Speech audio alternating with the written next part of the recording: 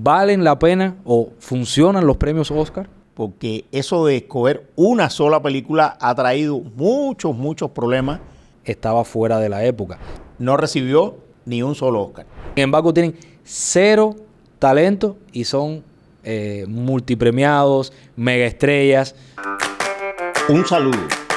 Este es Hablando con Fojo D y yo soy Fojo.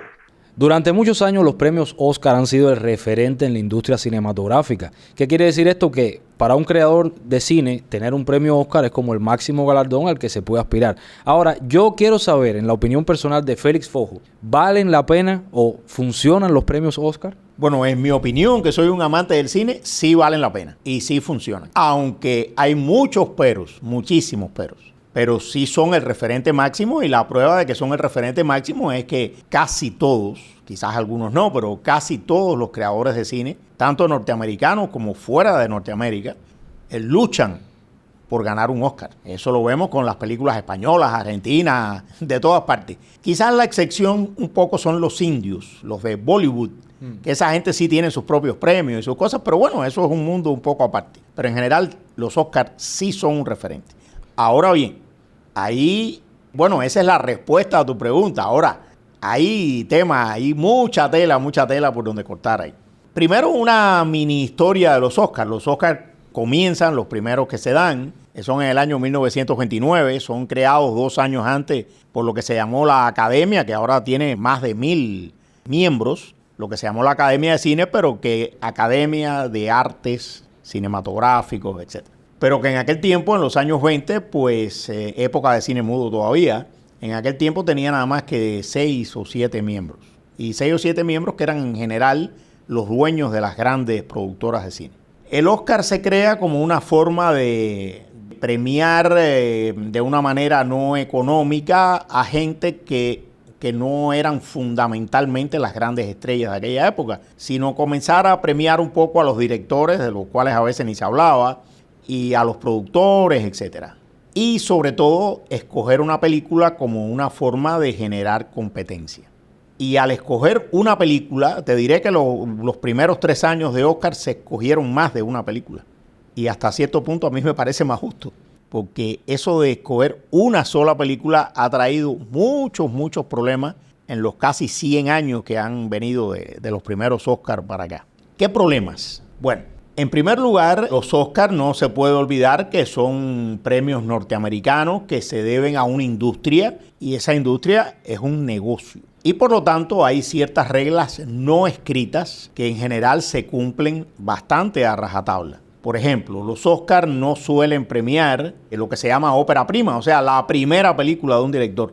Y entonces ocurren fenómenos como que Ciudadano Kane, Citizen Kane, una película de Orson Welles, la primera película de Orson Welles, que está considerada, no hay lista, venga de donde venga, que no te la ponga entre las primeras 10 mejores películas de la historia del cine, no recibió ni un solo Oscar. Y eso son esas cosas que uno se queda así, uno dice, pero ¿cómo que Citizen Kane no tiene un Oscar? Bueno, no lo tiene. Sencillamente porque era la primera obra de un autor y no lo tomaron en cuenta. En segundo lugar, porque hay ciertos directores que han estado en la lista negra de Hollywood por mucho tiempo, y ahí también nos podemos asombrar un poco. Ahí estuvo, por ejemplo, Charlie Chaplin, al que nunca le dieron un Oscar. Por ejemplo, por películas como Tiempos Modernos o El Gran Dictador, nunca le dieron un Oscar. Después le dieron uno, cuando estaba viejo ya, le dieron un Oscar por toda su vida artística y demás, pero bueno, el hecho cierto es que sus películas no las premiaban. Stanley Kubrick, un autor del que yo mencioné en un podcast anterior donde hablamos de la luna y cosas así, jamás le dieron un Oscar. Y estamos hablando del hombre que hizo 2001, Una Odisea del Espacio, y películas siguen siendo icónicas en la historia del cine. Se dice que, o sea, hay muchas polémicas en torno a los premios Oscar en general, pero se dice que se influencia mucho, que se favorece mucho las películas que son de grandes estudios cinematográficos, sobre todo dentro de Hollywood, y que también se toma en cuenta quizás mucho el tema, esos son mitos, o sea, estoy diciendo mitos que hay en internet, que se toma en cuenta los impactos en taquilla también de determinadas películas a la hora de de darle premiación en los premios Oscar y quizás no tanto la parte técnica. Yo considero, o sea, como técnico al final, considero que la parte técnica es importante, pero al final el entretenimiento va mucho de números. Y eso es algo real. Habría que ver cuál es la finalidad del premio o de la categoría del premio, pero yo entiendo que si bien es muy importante que algo técnicamente sea bueno, sea novedoso, sea arte, también es importante que funcione, porque al final es un negocio, es una industria. Entonces, digamos, ponderar más una cosa sobre la otra pudiera ser justo o injusto. Ocurre de todo. En una cosa donde hay tantas manos metidas y en una cosa que ya vamos ahorita para 100 años, en el 2029 va a ser 100 años de los Oscars, es muy difícil que no haya injusticias y que no haya cosas justas. Hay películas que yo no tengo la menor duda de... Yo me he puesto a revisar películas que han ganado el Oscar y otras que no lo han ganado y demás. A veces, por ejemplo, ocurre este fenómeno que no es culpa de nadie. A veces en un año hay 2, 3, 4 películas que merecen el Oscar. Y como una regla del Oscar es escoger la mejor película, con lo cual yo no estoy de acuerdo, pero bueno, es una regla que se cumple y el premio lo hacen ellos, ¿no? Ese es su premio. Pues sencillamente se cometen injusticias porque tú premias una que es muy buena, pero entonces dejas de premiar 1, 2, 3 más que son tan buenas como esa, pero que sencillamente ya escogieron una. Eso ocurre. Eso no siempre está hecho con mala intención. La mala intención puede existir, ¿eh? Y lo de la taquilla es cierto, pero también ahí se equivocan. Hay películas que han sido enormes éxitos de taquilla y sin embargo no tienen un Oscar. Y hay películas que nadie se acuerda de ellas, bueno, salvo los historiadores del cine o la gente que son muy detallistas y eso, pero el público en general, hay películas que tú le mencionas y sin embargo ganaron el Oscar y en la taquilla tampoco funcionaron. Ni fueron grandes cosas, ni quedaron para la historia, ni funcionaron en la taquilla. Te voy a poner un ejemplo. Mira, por ejemplo, Salvar al Soldado Ryan. Salvar al Soldado Ryan ha dado millones de dólares, millones. Es una película que se sigue viendo. Se sigue viendo en televisión, se sigue viendo en los cines. Es una película que tiene más de 30 años. Esa película dirigida por Steven Spielberg, donde trabaja Tom Hanks y tanta gente. Sin embargo, esa película no ganó el Oscar.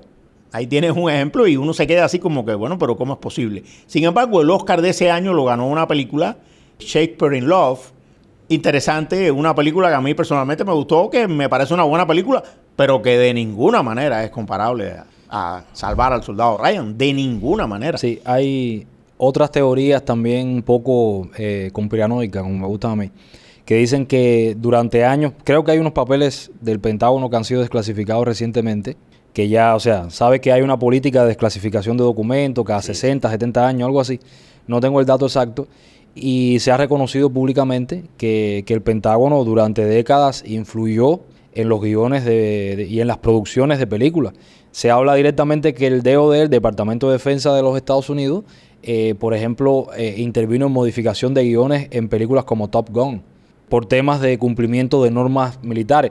Estamos hablando de épocas que quizás fueron más tensas que las actuales, o cuidado, porque la época actual es un poquito complicada, pero ¿qué quiero decir con esto? Que siempre se ha hablado del tema de libertades, del tema de la censura también a nivel mundial, regímenes totalitarios, países libres, pero parece que los Oscar y las academias de cine, las productoras de cine, al final tampoco se escapan mucho del tema de la censura y del tema de las intromisiones de organismos de poder sobre las producciones cinematográficas, porque al final sí influyen sobre la percepción de temas militares, de temas de defensa nacional, sobre todo en un contexto de guerra. Se ha dicho, y es cierto, que las películas premiadas deben cumplir ciertas reglas no escritas. Una de ellas es esa, una de ellas es políticamente correcta. Que sea políticamente correcta. En el caso que tú pones de Top Gun, es un caso muy interesante. Top Gun no es una película particularmente premiada. No. Tom Cruise es uno de esos actores que ha ganado millones en el cine y que ha hecho montones de películas y sin embargo no gana Oscar. Después te voy a hablar de otro artista que es Marlon Brando, muy interesante también, y mejor actor. Pero en el caso de Top Gun, el Pentágono influyó sobre ella de una manera muy simple. Si tú haces lo que yo quiero, yo te permito que tú utilices un portaaviones, que tú utilices los aviones, si no, no lo vas a utilizar. Y no es lo mismo hecho en estudio que hacerlo realmente, como se hizo con aviones reales. Para la producción fue una ayuda significativa. Formidable, una ayuda enorme. Entonces todo eso funciona. Aparte de eso, la gente que escoge los Oscars y los artistas y los directores son seres humanos. Y entonces aquí viene otra historia que resulta muy interesante y muy chismosa, que es la historia de las grandes enemistades de parte y parte, de los que escogen a los Oscars y de los grandes artistas y grandes directores. Te mencionaba a Charlie Chaplin, te mencionaba a Orson Welles. Hay más directores vetados en Hollywood que han sido grandes directores y no han ganado Oscar. Y hay artistas que ellos a su vez han vetado los Oscars. Te decía que iba a hablar de Marlon Brando. Marlon Brando fue un enemigo abierto, uno de los mejores artistas de la historia del cine, sin la menor discusión. Basta ver El Padrino, y ya era un poco mayor y ya venía en cierta forma, ya estaba declinando. Pero ese Marlon Brando de los originales de los años 50, principios de los 50, On the Waterfront y todas esas grandes películas. Sin embargo, Marlon Brando es un hombre que por razones personales siempre tuvo muy, muy mala relación con Hollywood, al extremo de que cuando le dieron un Oscar merecidísimo por El Padrino, sencillamente no fue a recogerlo. Y se las dejó ahí. Sí, y otro punto que también no sería completa la entrevista, el podcast que estamos haciendo, si no lo tocamos, es que la influencia que tiene el cine y las producciones, quizás ya no tanto el cine, también la serie, la industria del entretenimiento en general, sobre aspectos ya más de la vida cotidiana, aspectos políticos, ideológicos, aspectos de digamos, influenciar ciertas conductas sociales, ciertos paradigmas, por así decirlo, se está viendo mucho en la industria del cine moderna. O sea, la industria del cine moderna tiene un rumbo que va muy alineado con el establishment. Se nota tanto ahora como se notó quizás en los años 70, 80, no es algo nuevo. Yo no quiero decir que ahora las películas todas tienen lo que se supone que deben tener porque es lo actualmente políticamente correcto. El tema de las minorías, el tema, todo ese gran debate que hay en los Estados Unidos y en parte de Europa. Pero eso no es un fenómeno que sea nuevo. Lo que pasa es que cada época tiene sus características. Hoy esa es la dinámica de poder, la dinámica de conversación en esas esferas. Esa es la agenda, esos son los objetivos que se están persiguiendo por parte de las élites, como les llaman. Pero eso también se hizo en los años 70, se hizo en los 80. O sea, si estamos hablando que en documentos desclasificados, el Pentágono, una agencia de seguridad militar, una agencia de grado militar, influía en ciertos términos, quizás para aumentar la percepción correcta de sus tropas, de sus actitudes, de la forma, ¿sabe? Si vamos a los años, no sé, una película de los 90, de los 80, no tan para atrás, el típico, el bueno, el malo, como decías tú en un podcast anterior, el soldado valiente, el soldado de la causa. Sí, son paradigmas. Son paradigmas del cine, y ya ahora es todo lo contrario. Ahora quizás los objetivos son otros.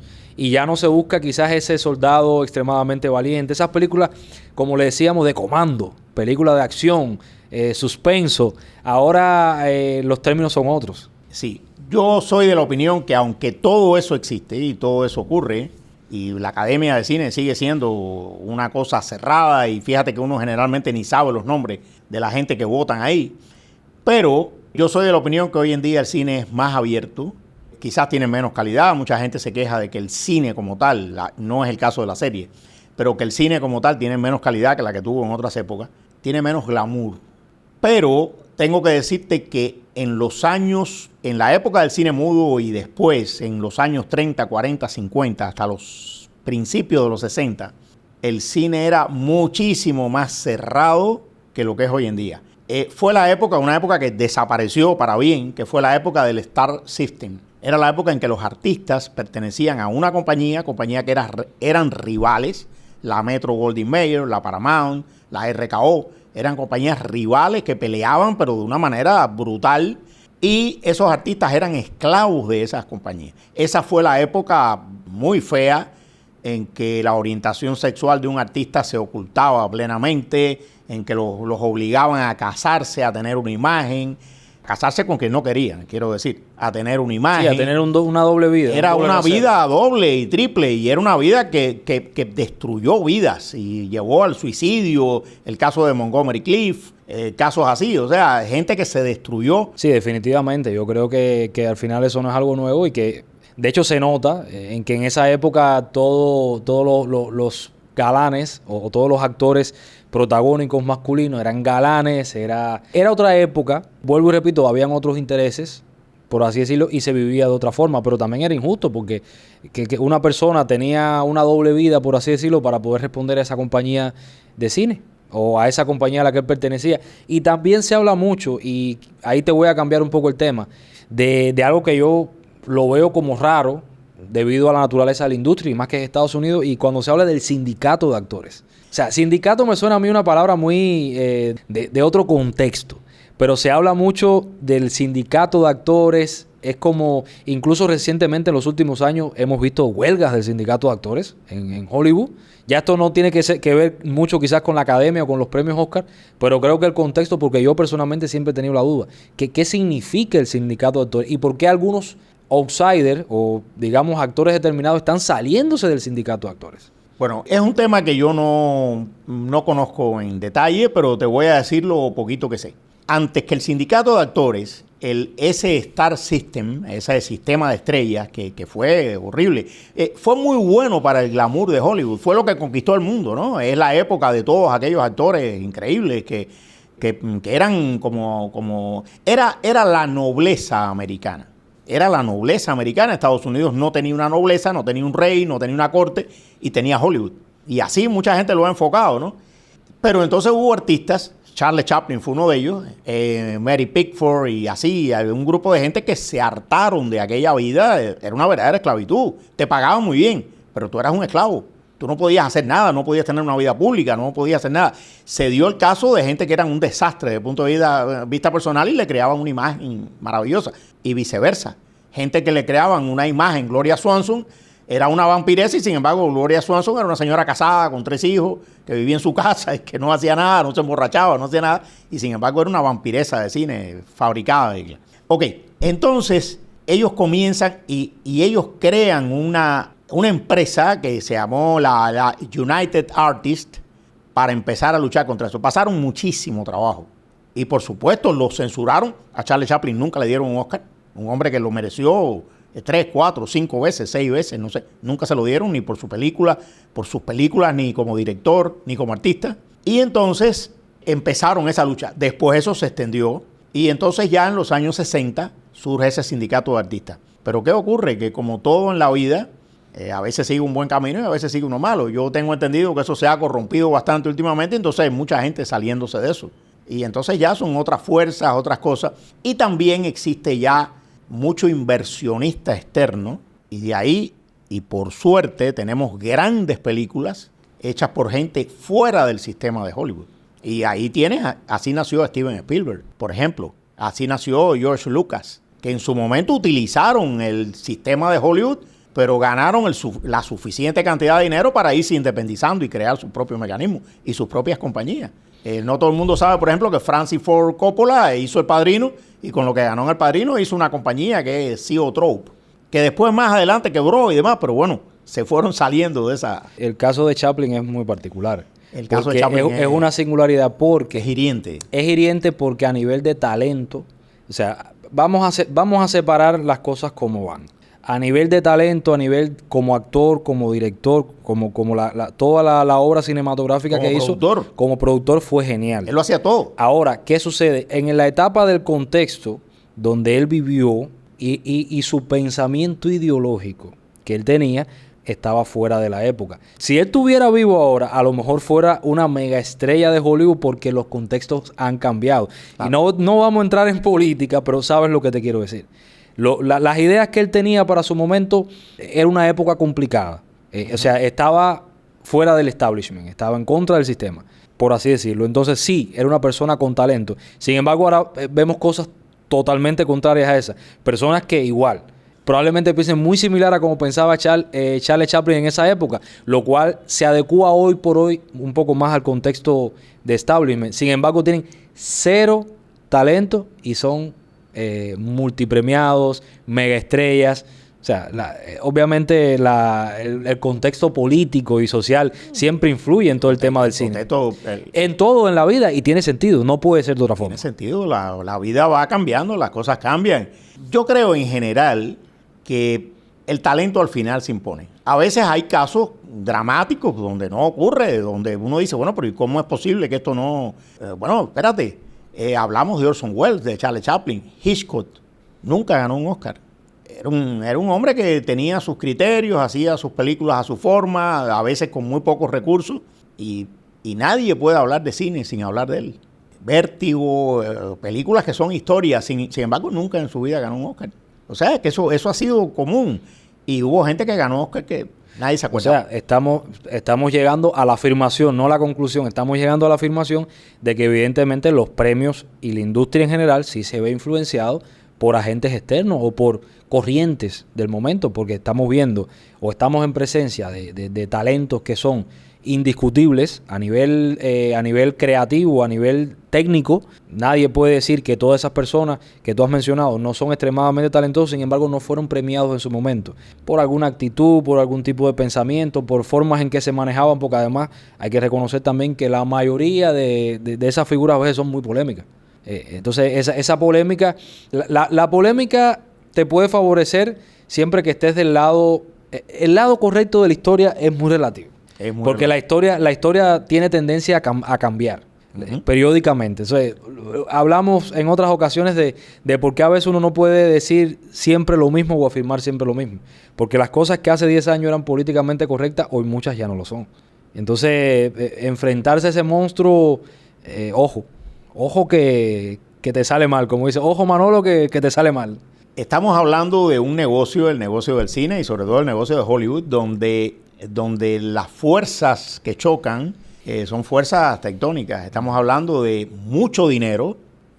Hay películas que han generado cifras que son increíbles, otras no tanto, otras han costado muchísimo dinero y no han generado nada, pero bueno, estamos hablando de mucho dinero, estamos hablando de mucho talento y estamos hablando de unos egos enormes. Y a medida que esos egos se han podido ir independizando del llamado sistema de estrellas y de todo eso, pues esos egos, si logran posicionarse desde el punto de vista artístico y sobre todo desde el punto de vista económico, se convierten en potencias ellos solos.